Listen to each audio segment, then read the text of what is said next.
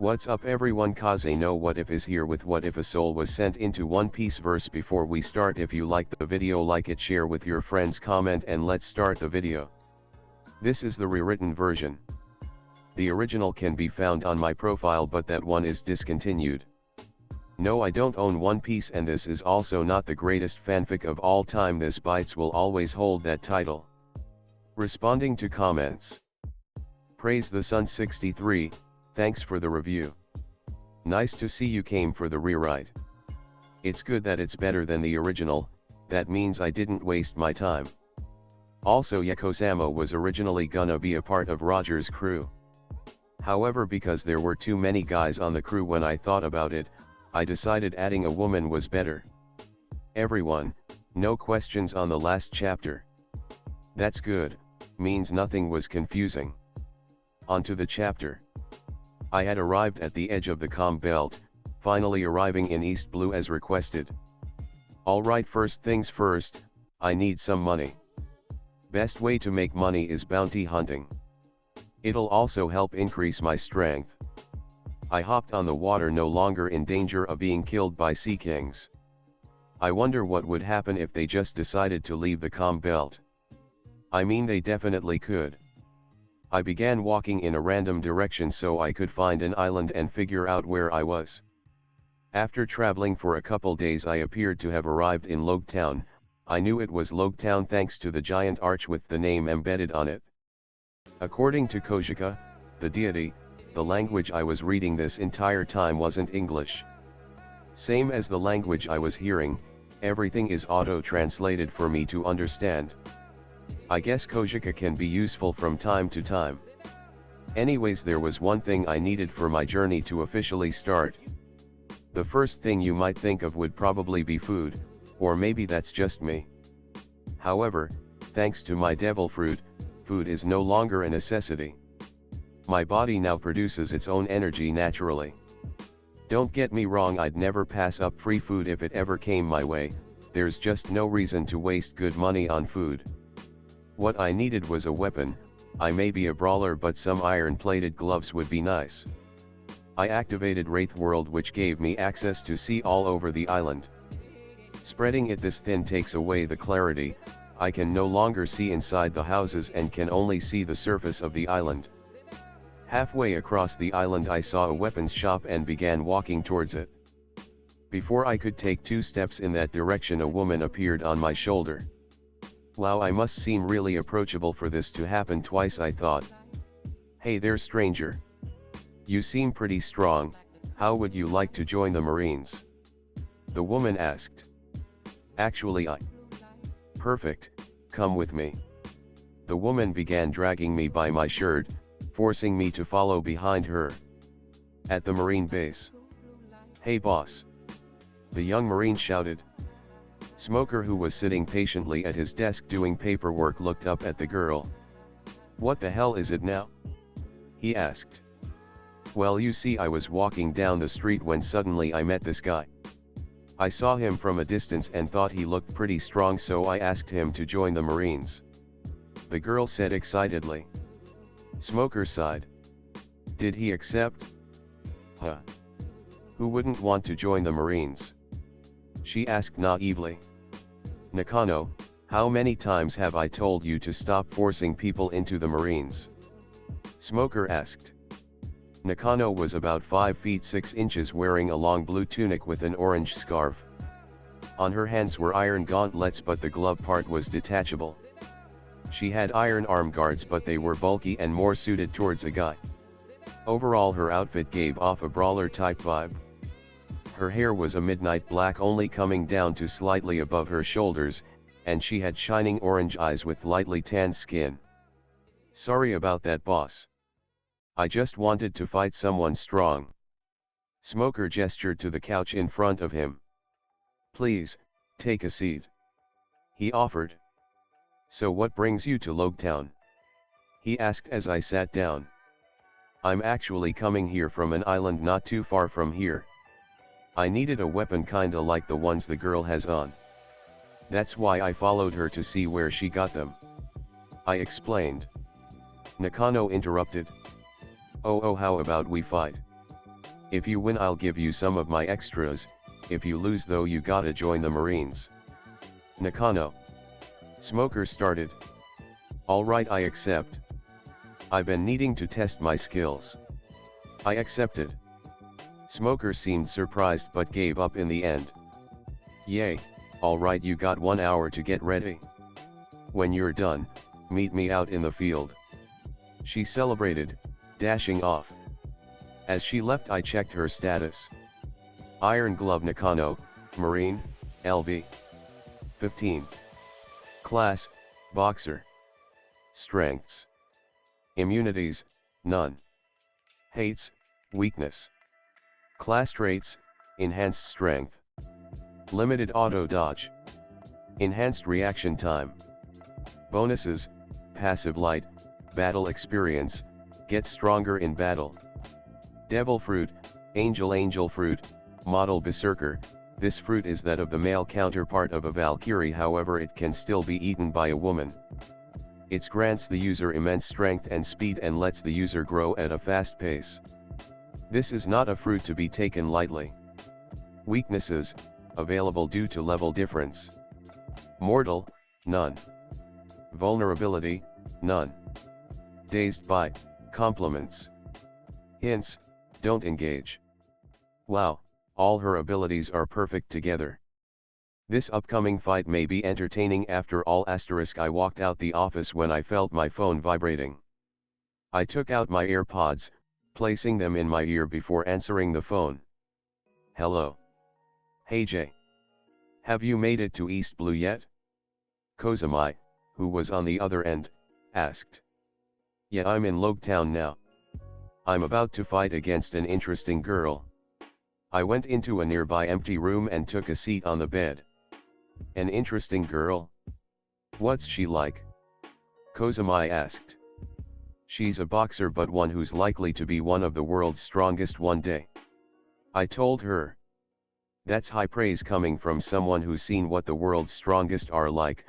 What makes you think she can make it there? 2 reasons. 1, she has a passive that allows her to get stronger through battle. If I draw the fight out too long, she'll surpass me quickly. The other reason is her devil fruit. It's an Angel Zoan model berserker, giving her increased growth there as well. With those two combined, I can see her reaching Emperor level in less than 5 years. With potential like that and the fact that she's female, I'd like to train her someday. If she ever is looking for a master, I'll let you know. I'll talk later. I gotta get to this fight. Alright, talk to you in about a month. We both know you're not calling back. Sorry about that. I apologized before hanging up. Before I could take out my AirPods, a voice entered my ear. Don't you dare hang up! Kojika screamed. I removed the AirPods from my ear. Why are you complaining so much? The hell is your problem screaming like that? I rubbed my ears before placing the AirPods back in. Every time I try to talk to you, all you do is hang up. Oh, don't tell me the almighty deity is lonely. I mocked.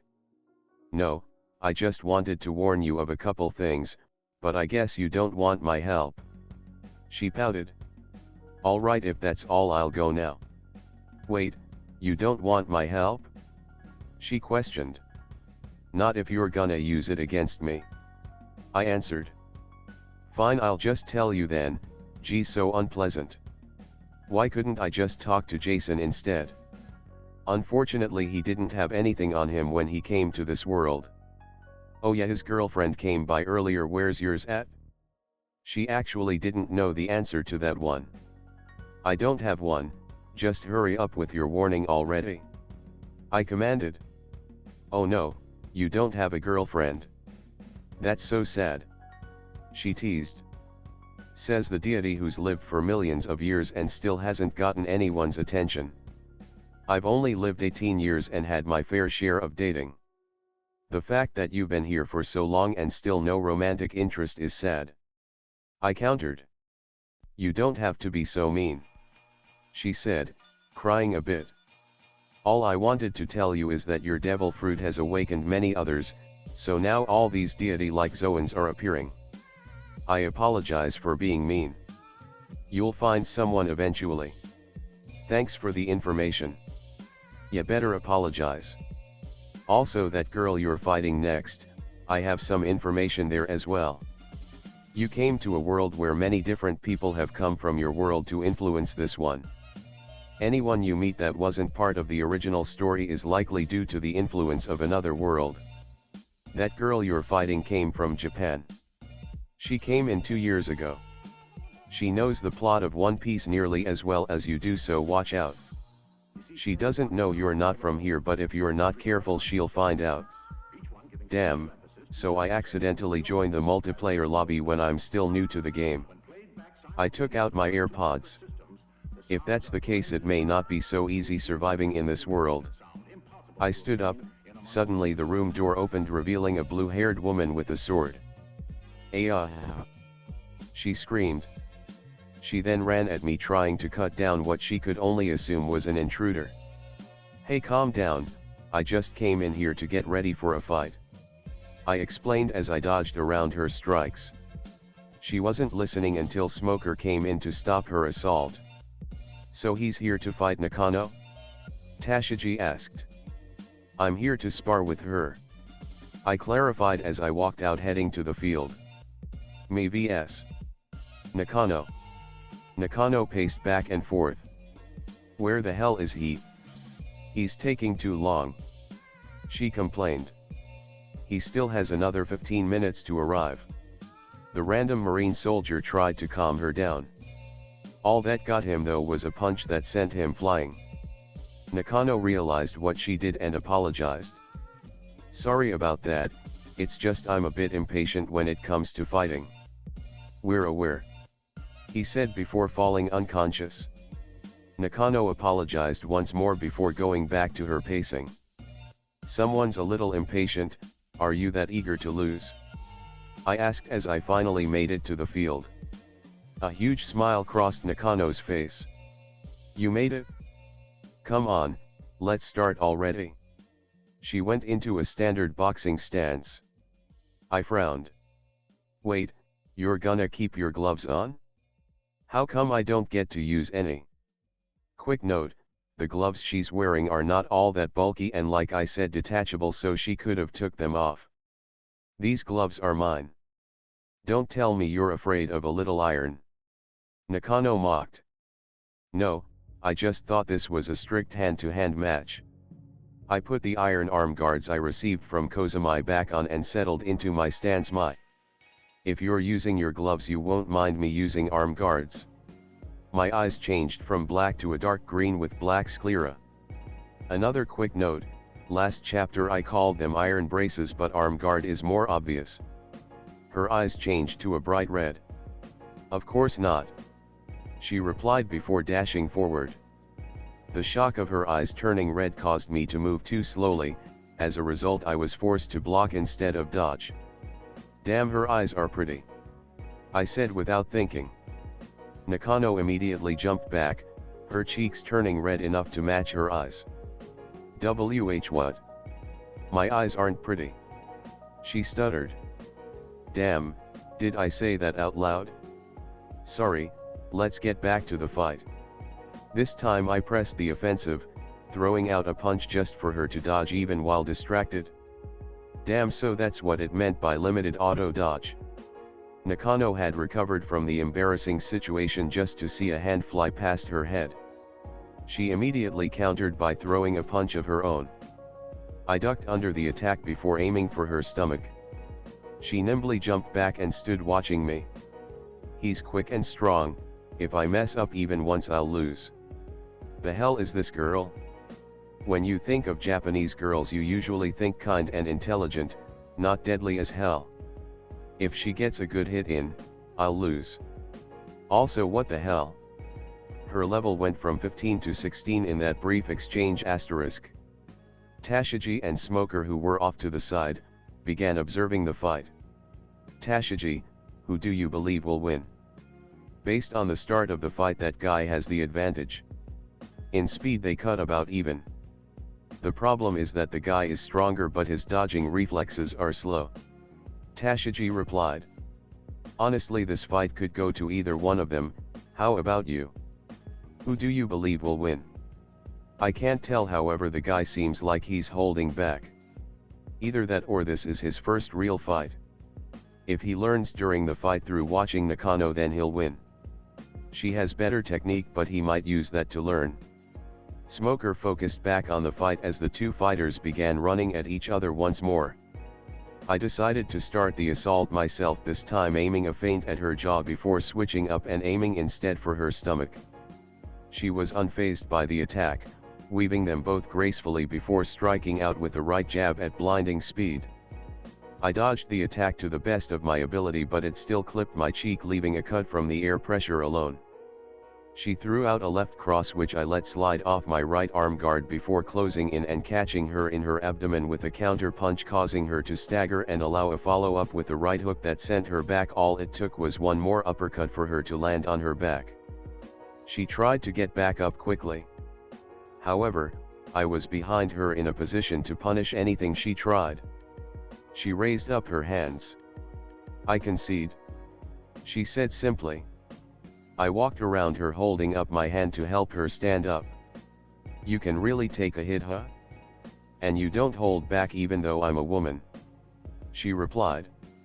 "My master would have killed me if I held back against a girl," I joked. "Well, that's good, but I noticed you didn't aim for the face." "Well, I may not be the type to hold back, but I wouldn't want to mess up a beautiful girl's face." Nakano blushed. Thanks," she said bashfully. Smoker was starting to feel sick.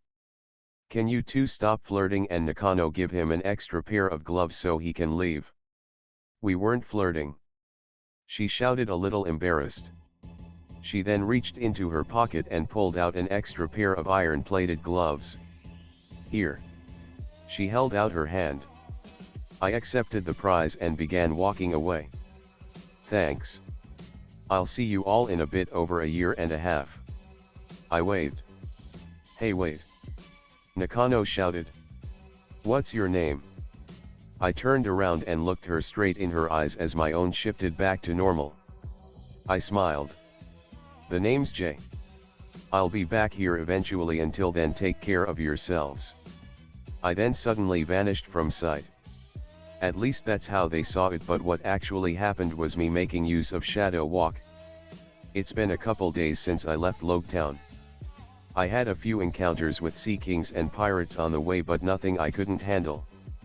Combining the fight with Nakano and my training, my level had increased again. J. Bounty Hunter, LV. 25. I was starting to feel pretty strong, by East Blue standards at least. I still could never handle someone like Arlong or Don Krieg, but I could definitely beat someone like Alvida and Axe Hand Morgan. I'd do pretty well against Buggy as well. I had just woken up from my nap on a random nearby rock and was setting off again. After about 30 minutes of running, I saw a large fish-like ship in the distance. I used Shadow Walk to close the distance immediately. Now that I was so close to the sea restaurant, I noticed a couple ships docked there, but the main one that drew my interest was the marine one. Looking through the window, I noticed a familiar face. It was Iron Fist, full body, messing around with a woman and having his ego stroked without Sanji in the vicinity. This must have been when they actually had servers, because if Sanji was here he would have fucked something up. I looked back towards the ship when an idea popped in my head. It's a marine ship. Belonging to a person who loves money and women over everything. That brought me to one conclusion. Rob it. I activated Wraith World and concentrated solely on the marine ship. By doing so, I was able to see everything inside of it. I then searched for the treasure room, and once I found it, I activated Wraith Cloak to go through the walls and appear inside the room. Once inside, I looked around, seeing gold and treasures he likely confiscated from pirates. I realized I couldn't carry it all, so I simply took as much cash as I could before walking into the sea restaurant. I was about to enjoy a free meal. Best part is he would never know it was me.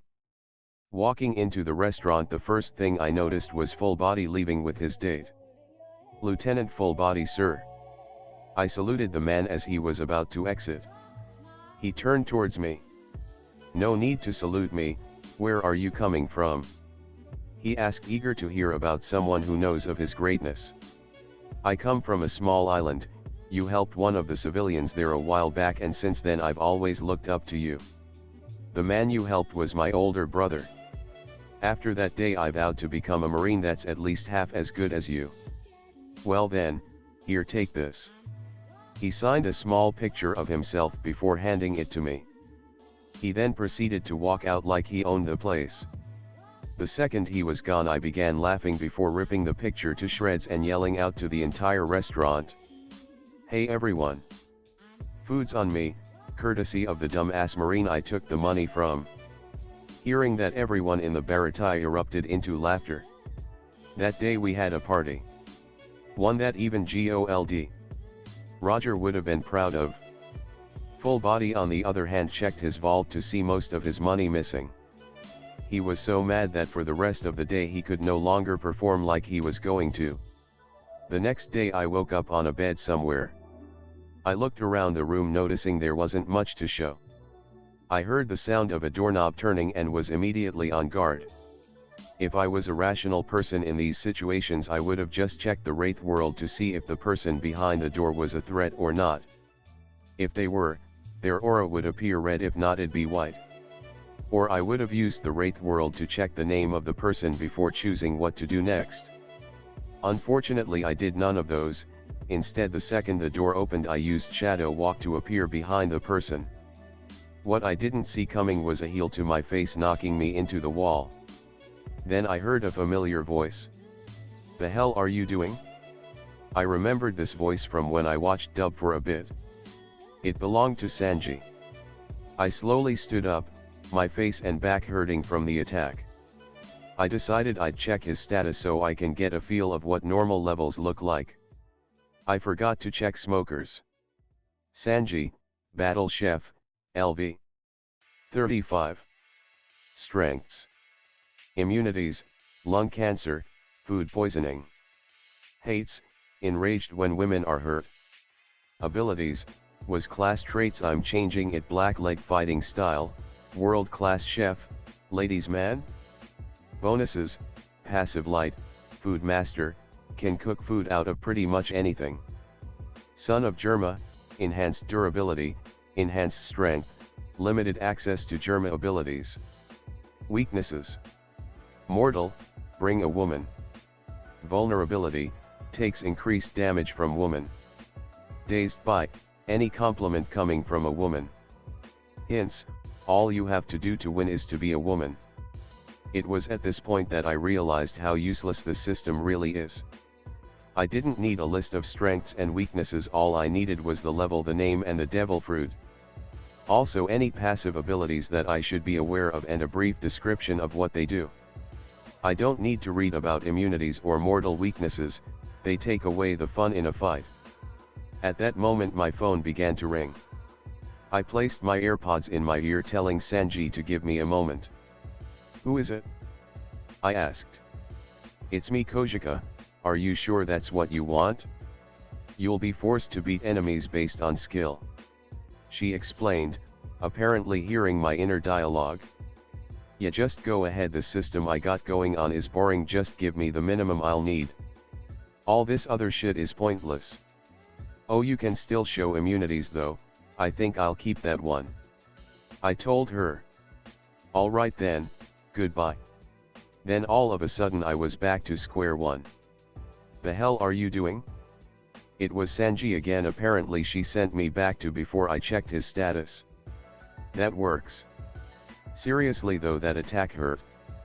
I was starting to think I was powerful and yet I still got beat by Sanji in a single attack.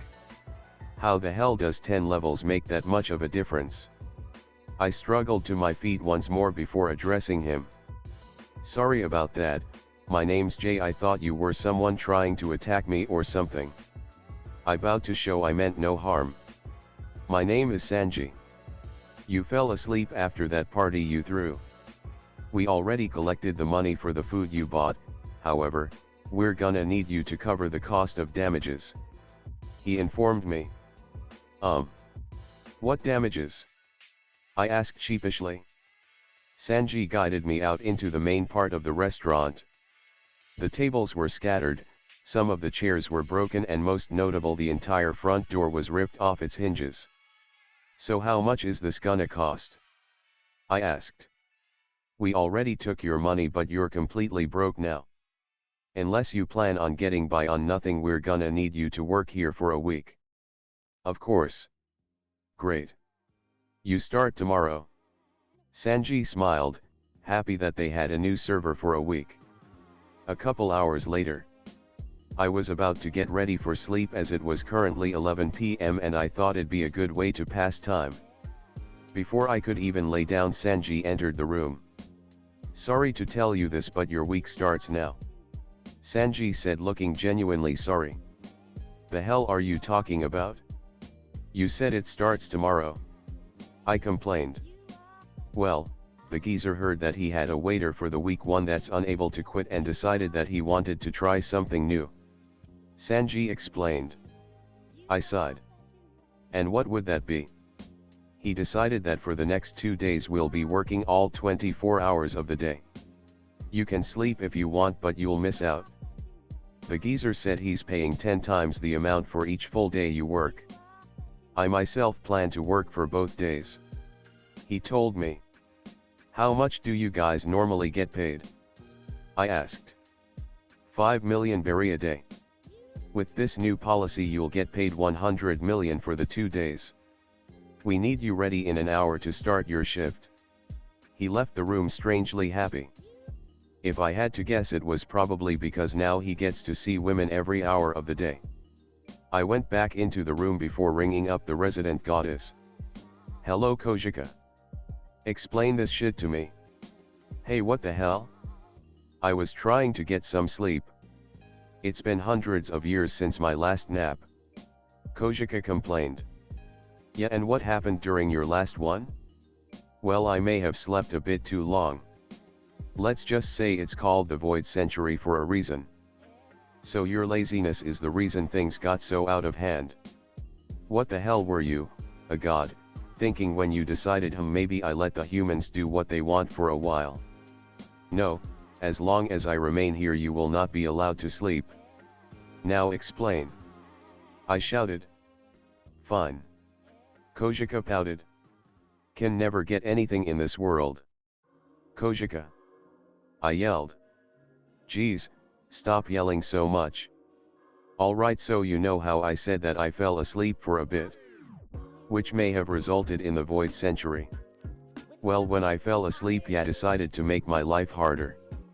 He opened up the world to inhabitants from Earth, meaning that this literally is a multiplayer lobby. Don't worry though, because most people that come here have seen a different story." "What does that have to do with anything?" I asked impatiently. "Well, there was one man. He saw the story of Zeph and his life the same way you saw Luffy's. So he came here to help him. He may have suggested a 24-hour restaurant, Zeph just never had a dedicated waiter for it. So good luck." "You know what? I'm starting to think doesn't like me. Just a small feeling, either that or he's using me." "Oh yeah? He told me to pass on a message. He said that he hopes you live up to his expectations." Kojika then left the call before taking a seat on a couch she just created. She even brought out some popcorn. "This is gonna be fun." She began eating her popcorn as she saw that I finally stood up. Of all the worlds I could have chosen, I chose this one. Great asterisk. Day 1.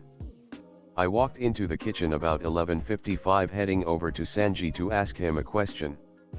"Hey, so what should I wear to serve the customers?" "Oh, you can just wear whatever. Maybe black, there's a little too many white outfits. It'd be nice if the server wore something else. Do you have anything black?" I nodded. I removed my mask before going into a partial transformation. All my clothing changed to black and a black fur cape appeared on my back. I removed the coat before looking up at a shocked Sanji. "Will this work?" Sanji started inspecting the uniform. "Does your clothes always turn black? Also, what's with the fur coat?" Fur coat is a style thing, and yeah, my clothes turn black when I transform to signify the wraith, I guess. Yeah, that'll work. Now about your eyes, it might scare some of the people away, can you somehow change that? He asked. Nah, I can't. Besides, why would I? It'll be fun to scare a few customers. I grinned, maybe I could have some fun while I was here. The time hit 12 a.m. and Zef's voice boomed from his place in the back. Get ready. Sanji. Open the shop, we start now. New guy. Get ready to seat customers and start taking orders. Right? Everyone shouted in unison before going to their task. Sanji opened the shop, he wore a big smile on his face. Every move he made was graceful, he helped guide people to their seats before returning to the kitchen. I walked to the first group, a few women. Hello ladies, a girls' night out I see. What can I get you all? You don't have anything to write it down, are you sure you can remember all that? I bowed in front of them before looking up, showing them my eyes. Oh, trust me, I will never forget. Two of the girls began screaming, afraid of my eyes, the third however was blushing. WH, what the hell are you? The two girls asked. Well, isn't it obvious I'm your waiter? For the rest of the night I'll do whatever it is you ask. I calmly replied. It seemed to calm down two of the girls, however the third turned to a bright shade of red. Now I'm sure you've all seen Toga before when she was on one of her crusades. This girl, when she smiled, seemed to be even more terrifying. You said you'll do whatever I asked? Why yes, whatever you need I'll handle it. My training never prepared me for craziness. It seemed my master missed a spot. Halfway across the world on the comm belt, a woman sneezed. That kid better not be talking shit, she voiced before returning to her late night reading. AHH. The girl reached her finger down beneath the table and I decided I didn't want to know what she was doing. Well sir. I would like some, water. I'm a bit. She paused for a moment, which just made the moment much worse. Thirsty at the moment. I could tell I wasn't the only one uncomfortable. Her two friends were staring at her in shock. Of course my lady, right away. I backed away quickly. Her friends weren't even bothered by the fact I didn't take their orders. They were too busy trying to get their girl under control. I weaved around the restaurant taking orders from everyone, not even stopping to tell the others in the kitchen.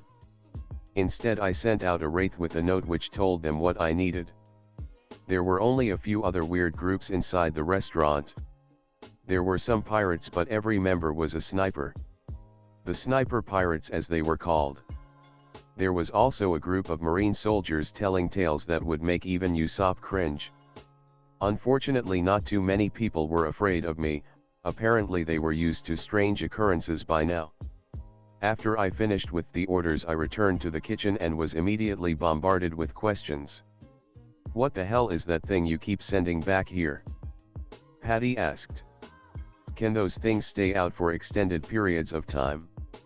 Zeph questioned. Are they safe? They're not gonna hurt our female customers, are they? Sanji interrogated. I answered all their questions at once. They're wraith clones. Devil fruit ability.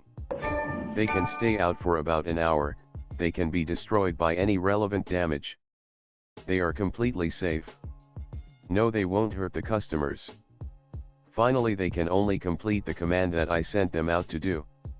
I sent out multiple wraiths that rounded up all the plates before leaving to go to the table that it was listed to go to. If you don't mind, I still have an order left. I left the room and returned outside, seeing a lot of people scared of the clones. That was the reaction I was looking for. I turned off the light before appearing in the middle of the room. The only thing visible was my eyes. The lights then turned on. Ladies and gentlemen, I shouted over the screams.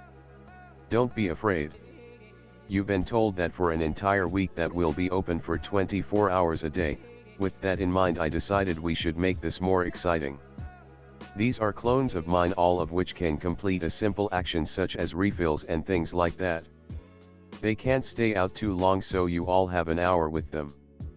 When they disappear, your time is up, you must finish your food and leave. The customers, some of whom saw me a couple hours ago, got excited. Remember, tipping is allowed, but you'll still be expected to pay full price as you leave. My memory is quite good, so I'll know everything you got when my rates return to me with their knowledge. It'll be calculated at the door. And if you'd like to tip, just give it to the rates. I'll receive it immediately when they put it in their pockets. Also, don't forget to come back tomorrow. There'll be exciting events like these for today and tomorrow. The customers began to clap, all ready for the show to begin. The lights then turned off once more, and when they turned back on, there was a wraith clone at every table except one. I returned back to the first table I visited. "Hello ladies. I apologize for not serving you earlier today. As an apology, I'll be your server for today." The three girls squealed. At the very least, the one girl was more controlled, but somehow she brought the other two on board, admiring me. The day went on until it hit 11:56. The next day was gonna start soon, and a few cooks had already passed out for the day. The people had 4 minutes until they had to leave, and they knew it. Day 2. Everyone had cleared out the second it hit 12 o'clock. I sent out wraiths to close all the windows and remove all light from the inside. Then I created a small black flame. It was lukewarm at best, not capable of any damage. I then used it to light a few candles. The restaurant was enveloped in a moon-like glow and smelled like a grassy field. I opened up the shop, and as new customers walked in, they all saw the same image. A beautiful grassy field under a giant tree with the moon shining down on a couple tables. Today's event is picnic under the full moon. On the menu we have sandwiches, wine, and anything else that might be in your picnic basket. Just like yesterday, all tips are welcome. To serve you today we have shadow call. I whispered.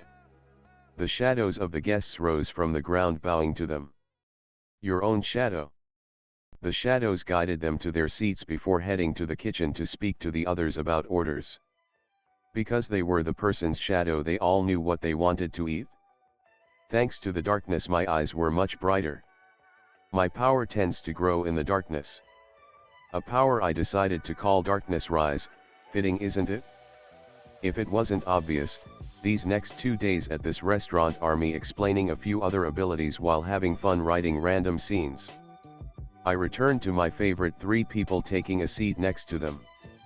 "Hello ladies, y'all okay? How long are you staying at this restaurant? It'd be sad to see you go." The third girl asked. Quick entry on the 3 girls. Harika, village girl, LV. 7. No special abilities. Highly acrobatic and nimble. She's interested in the mysterious type and enjoys good food. She had on a long white kipao with floral patterns. Hikari, village girl, LV. 8.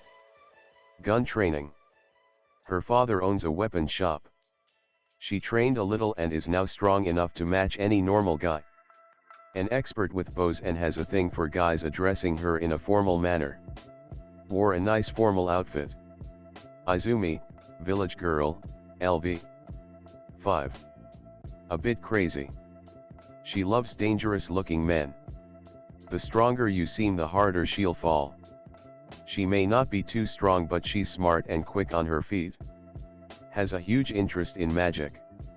She had a complete goth look. This is my last day as a server. For the rest of the week I'll just be doing random things to help out. After I'm done with that, I'm leaving to go find a partner. I informed them. We can be your partners. Izumi offered. Hikari and Harika were nodding along. I'm sorry, but I need someone who can fight. I'm a bounty hunter for now and a future pirate later on. I can't carry any baggage. I bowed to them. Maybe in another life. Somehow that made them swoon harder. They seemed like typical high school girls. Then again, they are only 17, that 1 year difference can change a lot. The rest of my week was spent doing random jobs around the ship. As the week finished, I was called to the office by Zeph. I entered the office and Zeph addressed me. "So how much money did you make off tips?" he asked. "Well, usually I'd lie so I could get paid more from you, but I'll just tell you. I made 125 million off the tips I got during those 2 days." Zeph smiled. "Then take this, you earned 125 million from working here, putting you at $250 million. The 2 days got you 100 million and the last 5 days at 5 million each, and now you got 25 million. If you ever need a place to work, you'll always have a spot open here." "Thank you, Zeph." I bowed to him before disappearing in a shadow walk. Captain Joke arc. A week passed of me searching for a candidate to be my partner. During this time I trained a lot. By now my wraith world was much better than before. I could now see twice as far as my natural vision allowed me to. The downside is if it hits any building or structure it turns off. Because of this I noticed an island to my right due to how abruptly my access in that area turned off. There were also more shades of people. If they were truly evil, they received a dark red. If they were just misunderstood, then they gained a light red. White was still good. What was new to me though was a bright yellow like the sun. I could see their level from here. They were only level 10, but for some reason I was drawn to them. This kind of wraith never appeared before and it was almost blinding to look at. I decided that I would investigate, so I ran off towards the island. What I didn't see coming was a massive hole in the ocean that dropped me from the sky. I landed on a platform, not taking any fall damage thanks to my fruit, but it was still crazy nonetheless. On my shirt was a small bat pulling me. It probably wanted me to follow it. I followed it to multiple areas, collecting bones and bringing them to an altar. After it was all there, a bright light flashed and a being formed. The name of the being was Joke. It was a skeleton like Brooke with bright red eyes and a beard. First special episode. He decided he wanted a fight. He may have been LV 20, but all of his abilities were hallucinations and other spiritual attacks. Unfortunately, none of that works on me. He switched to swordsmanship, but compared to Tashiji he was nothing. I dodged all his strikes before knocking him to the floor and getting a closer look at his status. Captain Joke, former pirate, LV 20. Special abilities, powerful hallucinations and average swordsmanship. He's not a bad person, all he ever wanted was a crew he could trust. I turned off my ability before reaching my hand out to help him stand up. He took my hand, pulling himself up. "Why did you let me live?" "Because all you ever wanted was a crew you could trust. I can help you with that. In the Grand Line, take the Whiskey Peak path and find a skeleton named Brooke. He can help." I shoved him forward, giving him a push towards his new life. I headed to the nearby village to see what that bright yellow wraith was. Upon reaching the village, I spoke to them about the outcome of the battle and about how Joke wouldn't be coming back. The people began cheering and hugging their loved ones. 2 people in particular walked up to me. "Excuse me, sir, if you're available, would you come to my house to discuss this further?" the woman asked. I stood there thinking before coming up with an answer. "I'm sorry, but because I don't know you, I can't simply trust you." I couldn't leave. I had to find that bright yellow wraith. I declined the most polite way possible. Or at least I thought I did. "Oh, I'm sorry. I forgot to introduce myself. My name is Miroi, and this is Heimu. We know of Joke and we're afraid he'd reform after the last time. We'd like to thank you properly, if that's all right with you." She offered sincerely. "Yes, of course," I replied unenthused. For the rest of the day I spoke to Miroi and Heimu about how the situation was brought about. When hearing about how his crew betrayed him, I knew my decision to send him to Brooke was the right one.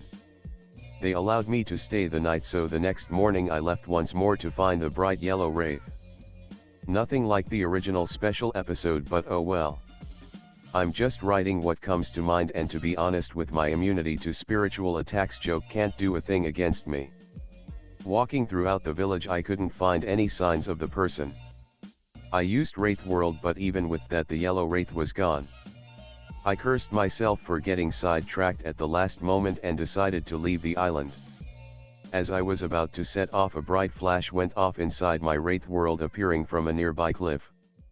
I used Shadow Walk to get up there, and what I saw was a woman about the same age as I. She had black hair that faded to yellow, and then from there it went white. She wore a gray scarf and a gray battle skirt. She had a white top and long black boots reaching her thigh. On her forehead was a metal ring, and on her back she had a short sword. The most surprising thing though was her eyes. They were a bright yellow with black sclera. They were a lot like mine other than the color. What I didn't see coming was her disappearing. Immediately I felt a presence behind me. I ducked, barely dodging a slash to my neck. I used Shadow Walk to gain some distance before assessing my enemy. In front of me stood the woman from before. I had no idea how she got behind me or why I felt danger the second she appeared. Before I could take the time to check her status, she was instantly next to me, slashing out once more. I let the attack slide off my arm guard before attacking and hitting her in her stomach. She staggered for a second, allowing me to hit her with another punch, sending her flying. Even with the knockback, her assault did not falter. She appeared again with another attack, slashing my leg before switching it up and cutting my right arm. I dropped to one knee and she slashed my neck, leaving me there to bleed out. The hell just happened? I asked myself as my vision faded to black. 24 hours later. I woke up at the same cliff I saw the woman. Okay, so that happened. I really just got my ass beat in less than a minute. What's worse is I still didn't figure out who that was. I stood up looking out over the town. Wraith World. I scanned the city, locating the yellow wraith immediately. Before going for round 2, I checked my status to see if dying did anything to me. J.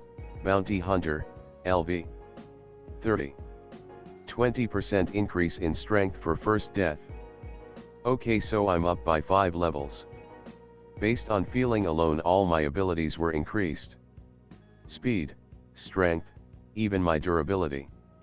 These stats aren't based on games with point distribution, rather with every level everything about you increases. That's why there was such a difference between me and Sanji. Only way for me to level up further is to continue my journey in this world. I jumped from the cliff, activating my Wraith Cloak as I hit the floor. I then vanished from sight, heading straight towards the yellow wraith. The second I entered a certain range, she reacted immediately. Her wraith vanished, appearing behind me with a horizontal slash. I jumped, dodging the strike.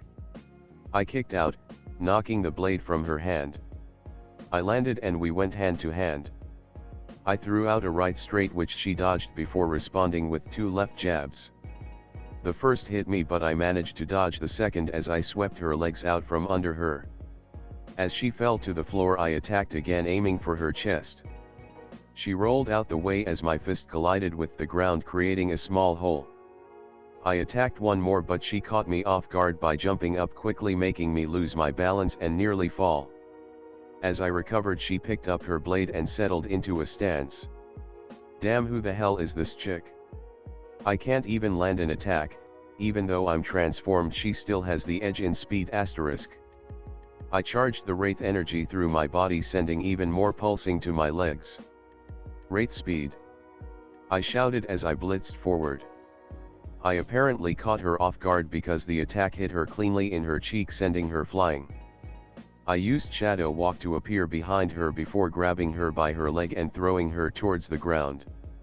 I then let gravity take control as I began to fall, coming down with full strength to finish her off. Wraith Cloak. I heard her yell out as her body went transparent with a bright yellow glow. My fist went right through her, slamming into the ground. Hearing the name of her ability caused me to stop my assault. What did you just say? She vanished from under me, appearing on a nearby tree. Who are you? She asked. I shook my head. You know, when asking someone's name it's only polite to introduce yourself first. She stood there for a moment. Why did you attack me? My face turned into one of shock. Huh? You were the one to attack me the second we met. What the hell was that for? I shouted. She took a seat on the branch. You just showed up to my cliff, so of course I attacked you. What do you mean your cliff? It's the highest place on the island. I liked it, so I claimed it. Right. I replied sarcastically. I decided now was the best time to check her status. Karagari, village girl, LV.27. Her parents were killed by joke. She died as well, but instead of dying she appeared on the highest cliff. Now anytime she dies she goes there. Number of deaths, 3. Immune to light and spiritual attacks. Passive light, weapon expert, can learn to use any kind of weapon after practicing for an hour. Unfortunately that doesn't help her hand-to-hand capabilities. Devil fruit, wraith fruit, mythical zoan, model heaven. Wait, that fruit, it's the same as mine.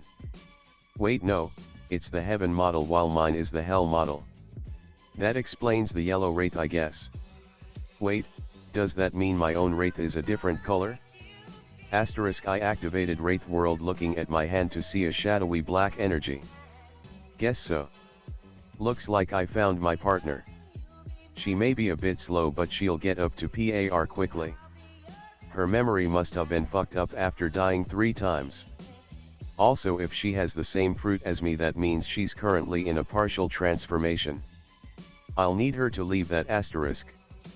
She continued staring at me, waiting for me to say something else.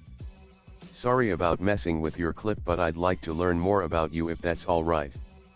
She flinched back, surprised that someone wanted to know about her. What's your goal here? Nothing. Your parents were killed by joke, right? He's gone now. I told her. A look of recognition flashed in her eyes. Joke. That's who I was after. How could I have forgotten about him?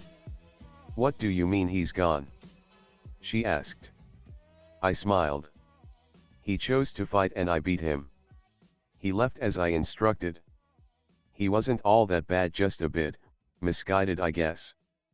Confusion quickly gave rise to anger. Misguided? He killed hundreds. He killed my parents. How can you call that misguided?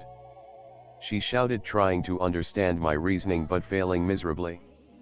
I looked at her sympathetically. Because all he wanted was someone around that would never betray him. I gave him a chance to find that and he took it because he could no longer stay here. You no longer have a place on this island. Come with me, become my partner and help me on my journey. I said with no deceit present in my voice. She looked at me, knowing that she truly had nowhere to go. Fine, I'll come with you, but I don't know what you mean by partner. I'll help you, but I'm not your girlfriend. She replied hotly. It's better that way. I laughed. I can guarantee that after a year you'll come around. I'm not a bad guy, I can even be a little fun at times. Besides, you seem to be around my age, and if that's true, we don't have much time for romance. It's time we found someone to settle on, don't you agree? Huh. I don't have time for romance at all. Besides, who says I should settle on you? Right. I said sarcastically. Then for now we'll be in a strictly business relationship. Let's go, we must go out and train, at least a little. She looked confused. Wait, where's your ship? How are we going to leave? She asked, confused. Like this. I picked her up, causing a moment of protest. Hey, what the hell are you doing? You said strictly business, put me down. She yelled. I stepped out onto the water. Are you sure? She looked stunned for a moment before grumbling and going quiet. Thought so. I then took off running, looking for an island that we could use to train. A year later. What, you thought we were gonna do another training arc this early? Hell no, I can't write those well at all, so we are just skipping it. Some of what happened over the year will be explained over time. Like I said, slight hints of romance here and there. A lot of the crew will be paired, so that's a thing. If romance ain't up to par, don't blame me, I don't date much, so obviously writing through experience on the subject will be hard. Kuragari and I had just arrived back in the East Blue. We decided traveling all the others first would help hone our skills, since East Blue was notoriously known to be the weakest. So should we stop by Loketown? Kuragari asked. No, not until we need to. There's a certain person there that might kill me now that they know I chose the pirate life instead. It's complete bullshit, I got a bounty and yet here you are, not a single berry on your head. I complained. Kuragari laughed a bit. It's not my fault they can't get a good picture of me. The light tends to blind the camera before they take the shot.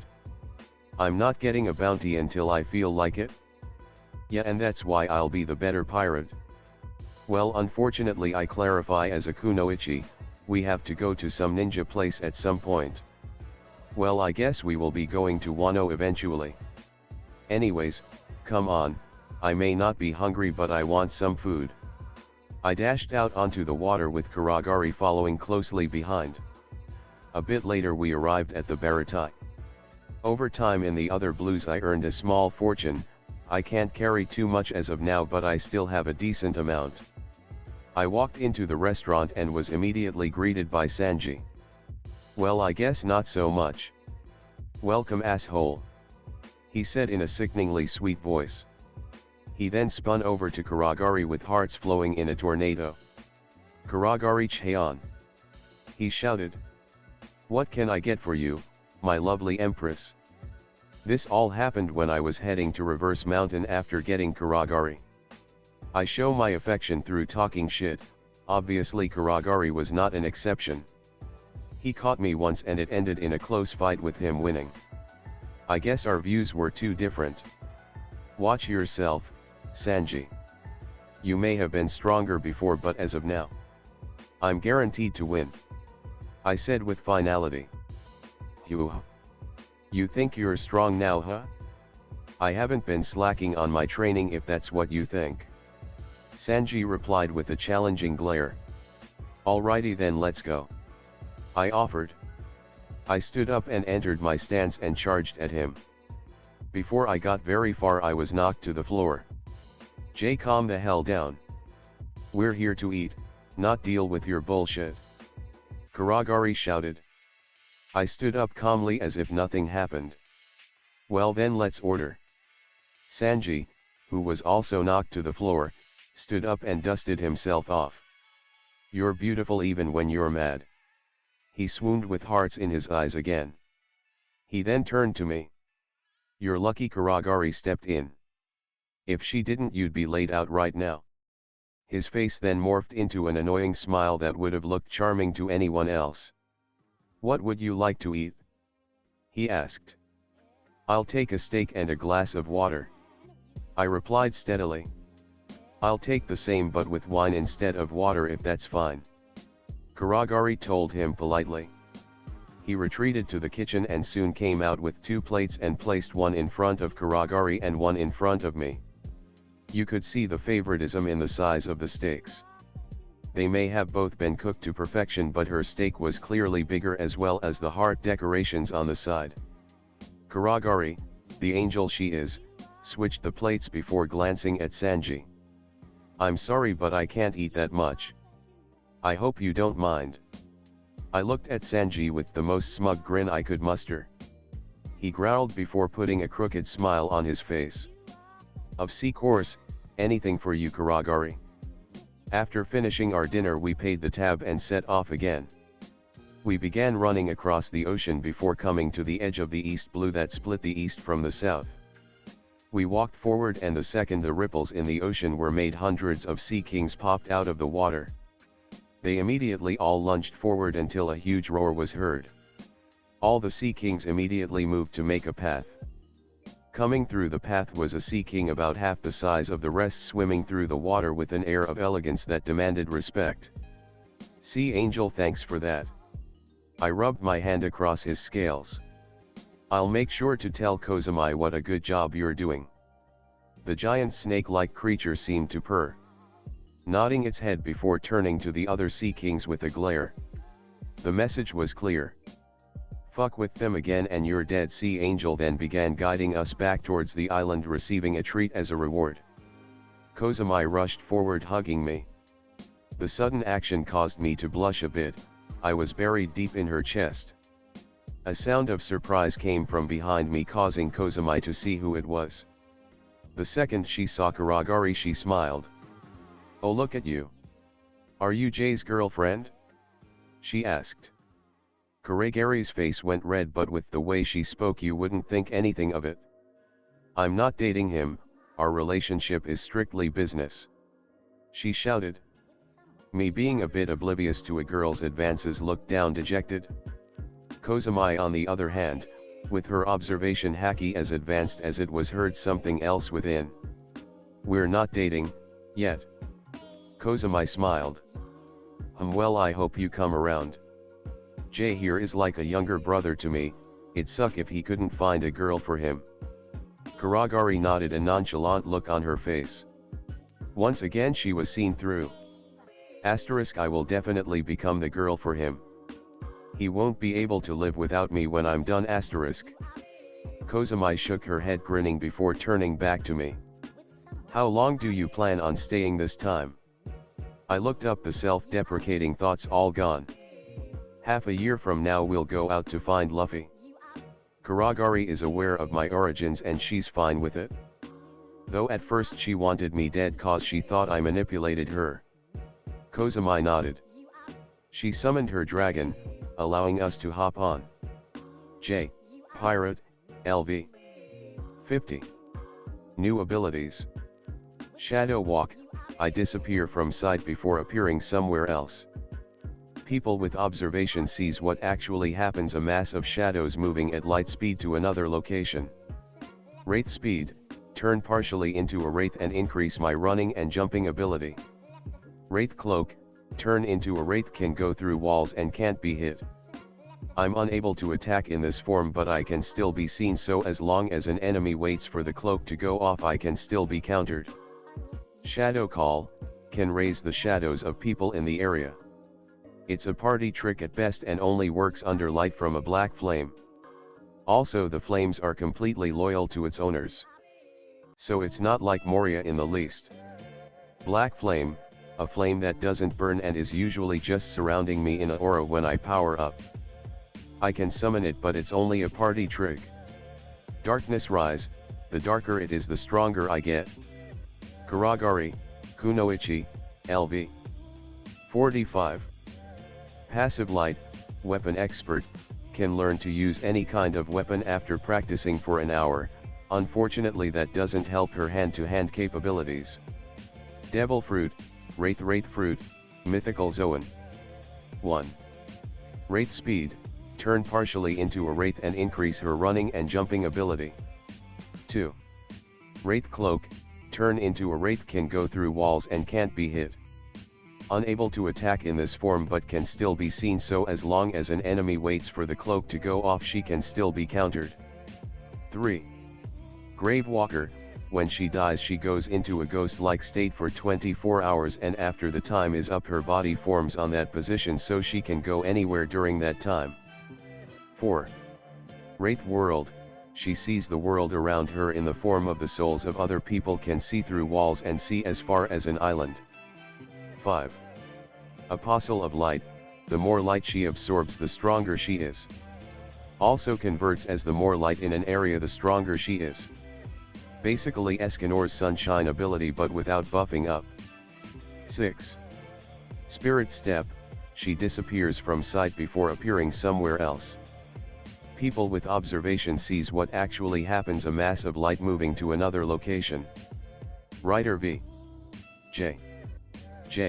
Thanks, finally some action. W, you know I got you. J, so about Kuragari and I, when are we getting together? W, to be completely honest I don't know. J, of course. If anyone has any questions, let me know in the reviews. Also, my usual upload schedule is 2 weeks every Sunday. Regarding that, don't expect me back until June 11th. If I don't post, it's because I graduate this year, so don't blame me. Sometimes I post early like today, so if you want to be notified if I post early, follow or favorite, whichever one gives you the notification. I have no idea. Until next time. Damn well guess I ain't got anything else to say. Bye people, until next time. I hope you guys enjoyed the video. If you liked it, subscribe to my channel for more fan fictions like this, and goodbye.